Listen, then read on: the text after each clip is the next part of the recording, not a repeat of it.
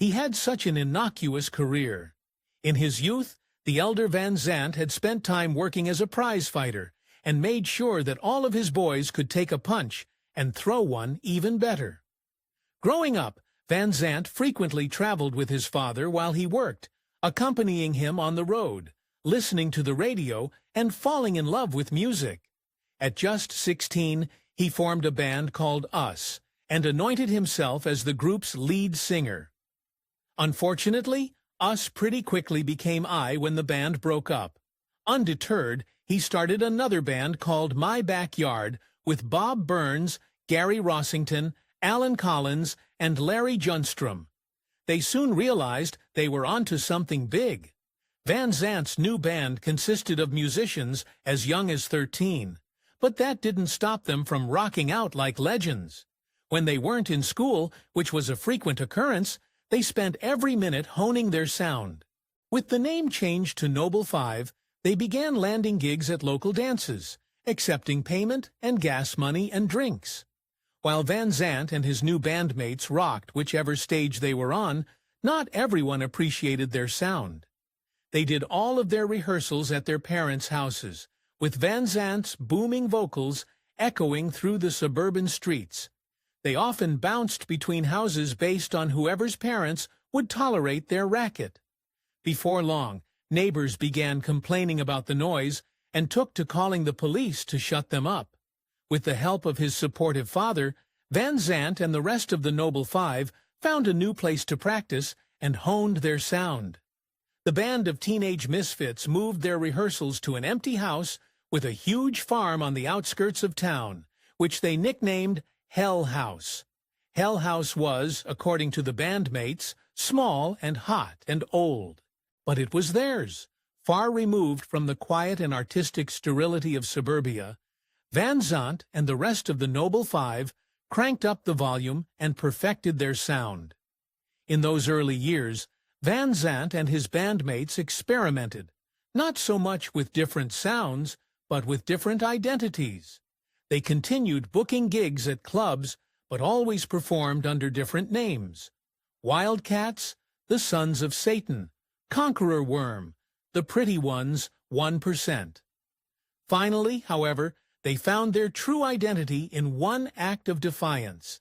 When they weren't rocking out in Hell House, Van Zant and his band had been stirring up trouble in school.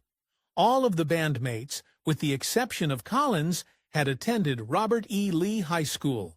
According to one former educator at the school, the dress code involved sideburns not coming below the ears, hair not touching the back of the collar, belts had to be worn, shirt tails had to be tucked in, and socks had to be worn at all times. Suffice to say, no rock and roll legend like Van Zant was going to dress like a stooge. In an effort to defy the dress code, Van Zant would put Vaseline in his hair before school to keep it off his collar. While the trick fooled most teachers into thinking that he had short hair, there was one teacher who saw straight through the ruse. According to bandmate Rossington, the gym coach would patrol the showers after class. On more than a few occasions, he caught Van Zant and his fellow rockers with their luscious locks, dripping wet and hanging well below their collar. Each infraction resulted in a trip to the principal's office and eventually suspension. Fed up with the gym teacher's constant nagging about their long hair, Rossington gave him the finger and dropped out of school. A few nights later, the band were playing a gig at the Forest Inn when Van Zant had a stroke of genius. To a crowd of mostly past or current Robert E.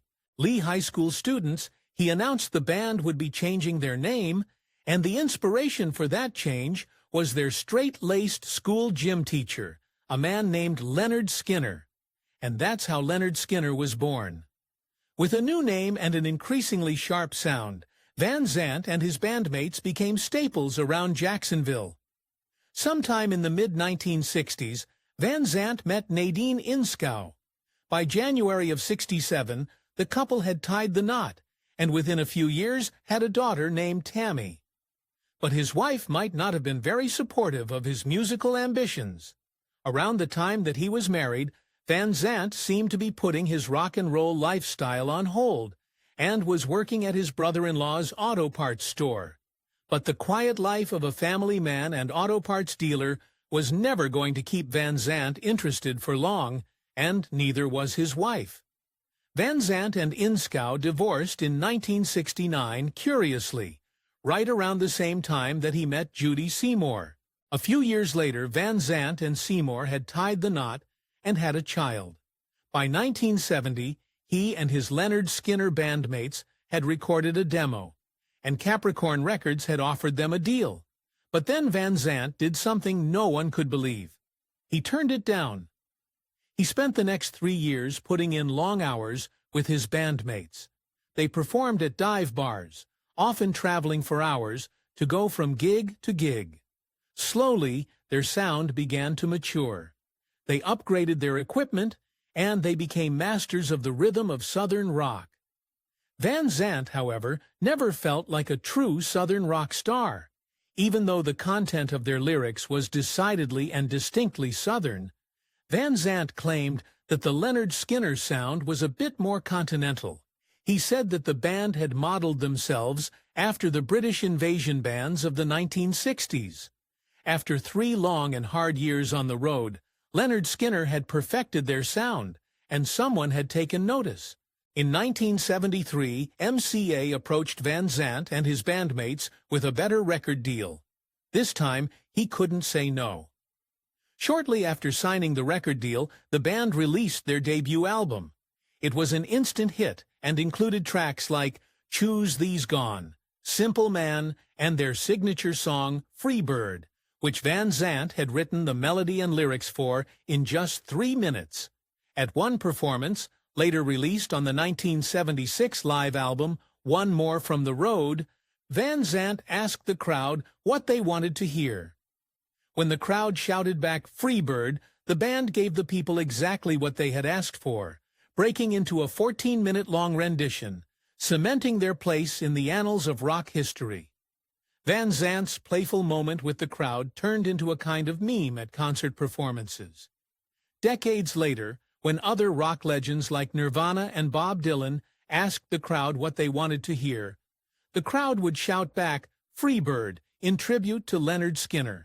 A stage in front of a crowd of music lovers had always felt like home to Van Zant, or at least he always made himself feel at home. Famously, he never wore shoes on stage while performing. He liked to deliver his rock concerts barefoot. But don't let the long hair and bare feet confuse you. He was definitely not a hippie. In 1975, he had a run-in with the law after throwing a table out of a second-story hotel room window. But the truth was that Van Zant was, in fact, almost as famous for his temper as he was for his vocals, and his bandmates knew it firsthand.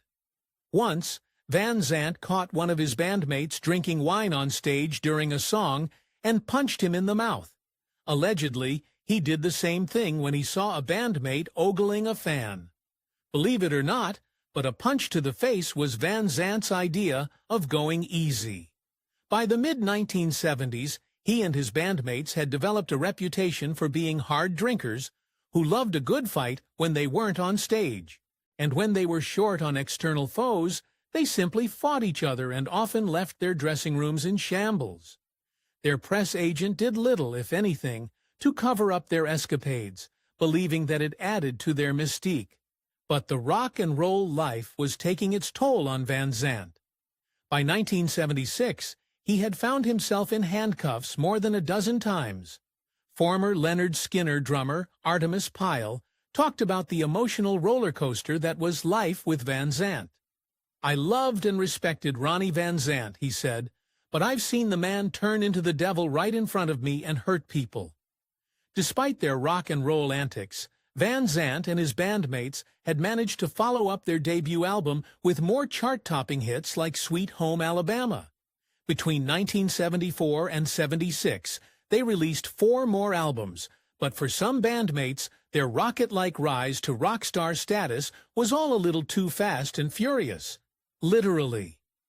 In 1976, Lynyrd Skynyrd suffered 2 major setbacks. First, One of the band's guitarists, Alan Collins, fueled by alcohol, crashed his car into another parked vehicle, sending it careening across the parking lot. Then, while under the influence of drink and drugs, Rossington fell asleep at the wheel of his brand-new car. As the vehicle sped along, Rossington knocked down a telephone pole, split an oak tree, and did $7,000 worth of damage to a house. The injuries were so bad that the band had to cancel their upcoming tour dates. Far from nursing his injured bandmates back to health, Van Zant fined them each $5,000. In 1995, Van Zant's father, Lacey, gave a chilling recollection of his son. He said Ronnie was the only one of his children who had second sight.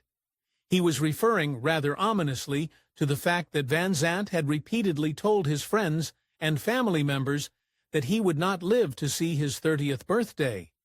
He'd repeated his grim predictions so many times that his loved ones had gotten sick of hearing it. But as the date drew nearer in late 1977, Van Zant's predictions became eerily accurate. On October 17th, Lynyrd Skynyrd released their album Street Survivors and prepared to go on tour. The original cover of the album depicted the band members on a city street with the buildings engulfed in flames. Just 3 days later, the album cover and all of Van Zant's prophecies took on a whole new tragic light. In the months leading up to that fateful October, Lynyrd Skynyrd's backup singer, JoJo Billingsley, noticed something odd about Van Zant. He kept referring to himself as the Mississippi Kid, despite the fact that he had been born and raised in Florida. Van Zant's only connection to Mississippi had yet to be realized. On October 20th, 1977, Van Zant and his bandmates boarded a flight from South Carolina, headed to their next concert in Louisiana. Somewhere outside of Gillsburg, Mississippi, Van Zant's years of predictions came true. The plane ran out of fuel, and the pilot messaged the cabin, telling them to brace for a crash landing. As the plane hurtled towards the ground, they struck a tree, causing Van Zant to hit his head, killing him instantly. He was, as he had predicted, 29 years old, just 87 days shy of his 30th birthday.